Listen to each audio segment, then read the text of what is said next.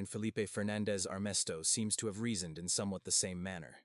In his book Millennium, A History of the Last 1,000 Years, 2 of the 700-plus pages in his book deal with the famous man-eating lions of Tsavo in 1898.14. The disproportionate significance of Tsavo and the significance of Kruger are the same. They posed threshold questions of civilization and progress.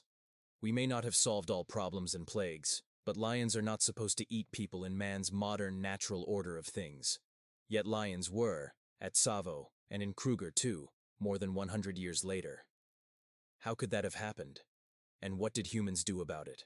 What did they not do? My thought was to examine the Kruger situation dispassionately, without the hysteria of an exposé. The basic facts were broadly known, so in that sense there was no exposé.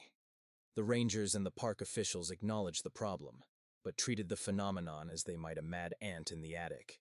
Everyone knew. They all heard the mad thumping upstairs, but no one in the parlor addressed the situation in polite company. Certainly no one would say how many had been killed, and it was clear no count had been kept. Record books on this subject should have been closed, I had thought, 100 years ago. The Tsavo man-eaters were among the most famous. Some counts say they claimed more than 100 before the famous British hunter and engineer John H. Patterson finally shot them. But those were in the days of pith helmets, and the empire the late 19th century. 15 true, in Tanganyika, from 1932 through 1947. Lions had killed and eaten about 1,500 humans, considered the all-Africa record, as one writer put it, before famous white hunter George Rushby dispatched them.